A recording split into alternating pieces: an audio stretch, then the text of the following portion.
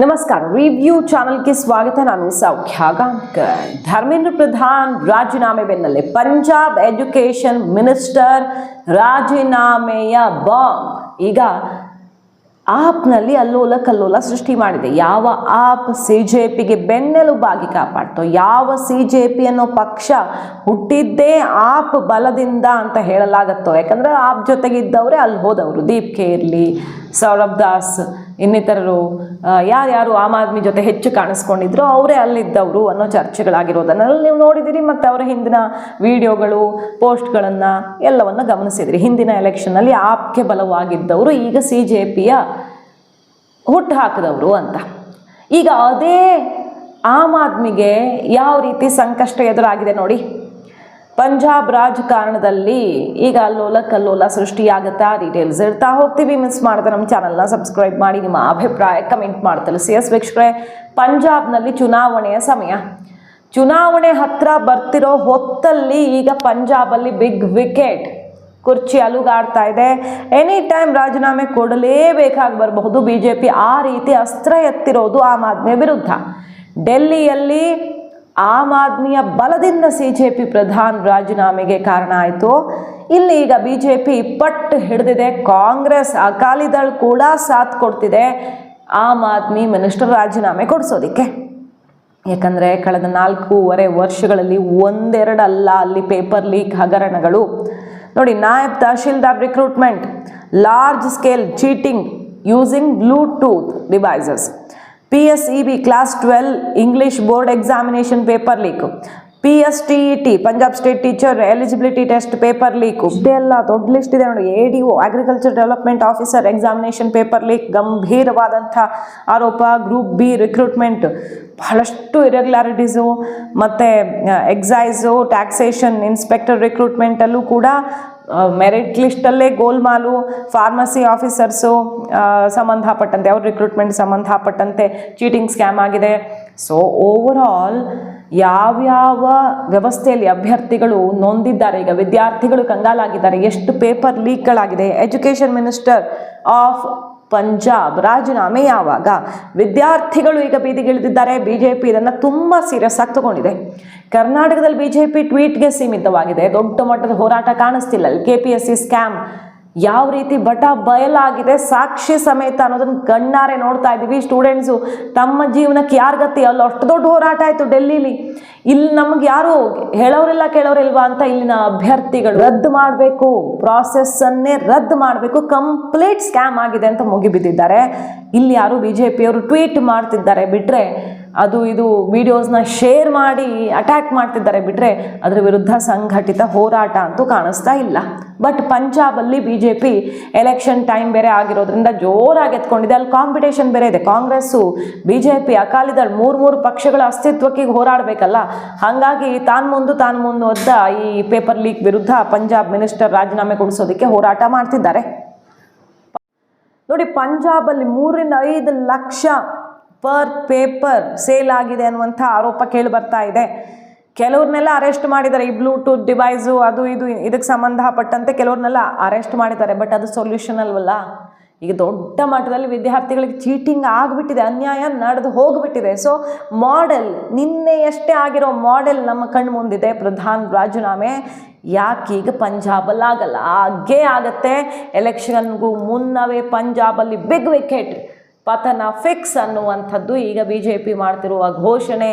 CJP ಹೋಗಲೇಬೇಕಾಗತ್ತಲ್ಲಿ. ಯಾಕಂದರೆ ಹೇಳಿದ್ದಾರೆ ಬಾಯ್ಬಿಟ್ಟು, ಖಂಡಿತ ನಾವು ಪಂಜಾಬ್ ಪೇಪರ್ ಲೀಕ್ ವಿಷಯನೂ ಅಡ್ರೆಸ್ ಮಾಡ್ತೀವಿ. ಇನ್ಫ್ಯಾಕ್ಟ್ ಏನಾಯಿತು ಮೊನ್ನೆ ಡೆಲ್ಲಿಲಿ ಆಮ್ ಆದ್ಮಿಗೆ ಟೈಟ್ ಸ್ಲ್ಯಾಪ್ ಬಿತ್ತು. ಸಿಸೋಡಿಯಾ ಹೋಗ್ತಾರಲ್ಲ ಜಂತರ್ ಮಂತರ್ಗೆ ತಾನು ಸಪೋರ್ಟ್ ಮಾಡೋಕ್ಕೆ ಅಂತ. ಬಟ್ ಕೆಲವು ವಿದ್ಯಾರ್ಥಿಗಳು ಅಲ್ಲಿ ಹೋರಾಟಕ್ಕೆ ಬಂದಿರ್ತಾರಲ್ಲ, ನಿಜವಾಗಿಯೂ ಸಂಕಷ್ಟಕ್ಕೀಡಾದ ವಿದ್ಯಾರ್ಥಿಗಳು ಬಂದಿದ್ದಾರೆ. ಗೋಲ್ಮಾಲ್ ದಾಸರುಗಳು, ಗ್ಯಾಂಗ್ಸ್ಟರ್ಗಳು ಬಂದಿದ್ದಾರೆ. ಸೊ ವಿದ್ಯಾರ್ಥಿಗಳು ನಿಜವಾದವ್ರು, ಕಷ್ಟಕ್ಕೆ ಒಳಗಾದವ್ರು ಯಾರಿದ್ದಾರೆ ಅವ್ರು ಬಂದು ಮುತ್ತಿಗೆ ಹಾಕಕ್ಕೆ ಬರ್ತಾರೆ ಸಿಸೋಡಿಯಾ ಮೇಲೆ. ಪಂಜಾಬ್ದು ಹೇಳಿ ಫಸ್ಟು ಅಂತ ಮುಜುಗರ ಆಗತ್ತೆ. ಆ ರೀತಿ ಪರಿಸ್ಥಿತಿಯಲ್ಲಿ ಆಮ್ ಆದ್ಮಿ ಇದೆ. ಸೊ ಯಾವಾಗ ಸ್ಯಾಕ್ ಮಾಡ್ತಾರೆ ಮಿನಿಸ್ಟರ್ನ? ਅਸੀਂ ਪੰਜਾਬ ਸਰਕਾਰ ਤੋਂ ਅਕਾਊਂਟੇਬਿਲਟੀ ਮੰਗਦੇ ਆ ਕਿ ਜਿਹੜਾ ਉਹਨਾਂ ਦਾ ਮੈਂਬਰ ਸੀਗਾ ਆਪ ਪਾਰਟੀ ਦਾ ਮਨੀਸ਼ ਸਿਸੋਦੀਆ, ਉਹ ਜੰਤਰ ਮੰਤਰ ਤੇ ਜਾ ਕੇ ਕਹਿ ਕੇ ਆਏ ਸੀ ਅਗਰ ਪੰਜਾਬ ਵਿੱਚ ਕੋਈ ਵੀ ਪੇਪਰ ਲੀਕ ਹੁੰਦਾ ਹੈ ਤਾਂ ਜਿਹੜਾ ਉਹਨਾਂ ਦਾ ਐਜੂਕੇਸ਼ਨ ਮਿਨਿਸਟਰ ਹੋਏਗਾ ਹਰਜੋਤ ਬੈਂਸ, ਉਹਨਾਂ ਤੋਂ ਅਸਤੀਫਾ ਦਿਵਾਉਣਗੇ।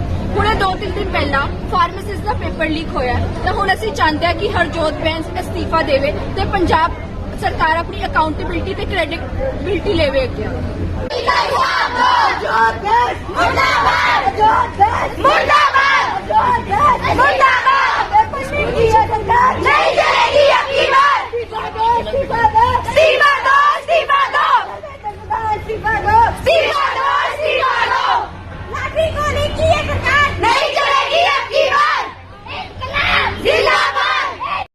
ಇಲ್ಲಿ ನೋಡಿ ಬಿಜೆಪಿ ಅವರು ಪ್ರಧಾನ್ ಅವರನ್ನ ಭರ್ಜರಿಯಾಗಿ ವೆಲ್ಕಮ್ ಮಾಡಿದ್ದಾರೆ, ಸನ್ಮಾನ ಮಾಡಿದ್ದಾರೆ. ಅವ್ರಿಗೆ ಯಾಕೆ ಬಿಜೆಪಿ ಒಂದು ಬಿಗ್ ಮೆಸೇಜ್ ಕೊಟ್ಟಿದೆ, ನಾವು ತಪ್ಪೊಪ್ಪಿಕೊಂಡು ಇವರು ನಾವೇನೋ ಸ್ಕ್ಯಾಮ್ ಮಾಡಿದೀವಿ ಅನ್ನೋ ರೀತಿಯಲ್ಲಿ ರಿಸೈನ್ ಮಾಡಿದ್ದಲ್ಲ, ದೊಡ್ಡದೇನೋ ಆಗೋದಿತ್ತು ದೇಶದಲ್ಲಿ ಅನಾಹುತ, ತಪ್ಸೋಕೆ ಪ್ರಧಾನ್ ರಾಜೀನಾಮೆ ಕೊಟ್ಟಿದ್ದಾರೆ ಬಿಟ್ಟರೆ ಇನ್ನೇನೂ ಇಲ್ಲ. ಪ್ರಧಾನ್ ಎಜುಕೇಷನ್ ಸಿಸ್ಟಮಲ್ಲಿ ಬಹಳಷ್ಟು ದೊಡ್ಡ ರಿಫಾರ್ಮ್ ಮಾಡಿದ್ದಾರೆ ಅವರಿದ್ದಷ್ಟು ದಿನ.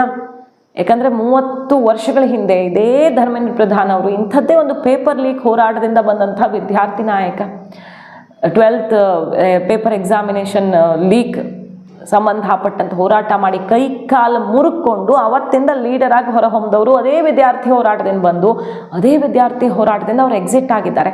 NEP ಇಂದ ಹಿಡಿದು ತುಂಬಾ ಎಜುಕೇಷನ್ ಸಿಸ್ಟಮ್ ಮೋದಿ ಸರ್ಕಾರದ ಅವಧಿಯಲ್ಲಿ ಮಹತ್ವಾಕಾಂಕ್ಷೆ ಹೆಜ್ಜೆಗಳನ್ನು ಇಟ್ಟಿದ್ದೆಲ್ಲ ಧರ್ಮೇಂದ್ರ ಪ್ರಧಾನ್ ಅವರ ಐಡಿಯಾ. ಹಾಗಾಗಿ ಅವ್ರಿಗೆ ಎಕ್ಸಿಟಲ್ಲೂ ಕೂಡ ಹೀರೋ ರೀತಿ ವೆಲ್ಕಮ್ ಮಾಡಿ, ತಪ್ಪಿಲ್ಲ ನಮ್ಮದು, ತಲೆದಂಡ ಆಗಿದೆ ಅಂದ ಮಾತ್ರಕ್ಕೆ ಸೋಲು ನಾವು ಒಪ್ಪಿಲ್ಲ, ಇದು ಏನು ವ್ಯವಸ್ಥೆ ವಿರುದ್ಧ ತಿರುಗಿ ಬಿದ್ರಿ, ಇನ್ನೇನೋ ಅನಾಹುತ ಆಗೋದಕ್ಕಿಂತ ಮುಂಚೆ ಸಿಚುವೇಶನ್ ಕಂಟ್ರೋಲ್ ಮಾಡಿರೋದು ಬಿಟ್ಟರೆ ಪ್ರಧಾನ್ ನಿಜವಾಗಿಯೂ ತಪ್ಪು ಮಾಡಿ ಎಕ್ಸಿಟ್ ಆಗಿದ್ದಾರೆ ಅನ್ನೋದಾದರೆ ಓಪನ್ ಆಗಿ BJP NDA ಅವರನ್ನು ಆ ರೀತಿ ಸೆಲೆಬ್ರೇಟ್ ಮಾಡ್ತಿದ್ರ, ಒಬ್ಬರು ಸೆಲೆಬ್ರಿಟಿ ಥರ ಮೆರೆದಾಡಿಸಿ ವೆಲ್ಕಮ್ ಮಾಡ್ತಿದ್ರ ಇವತ್ತು ಸೆಷನ್ಗೆ. ಇದು ತುಂಬ ಇಂಪಾರ್ಟೆಂಟ್. BJP ಮೋದಿ ಕೊಟ್ಟಿರುವಂಥ ಮೆಸೇಜ್ ದೇಶಕ್ಕೆ.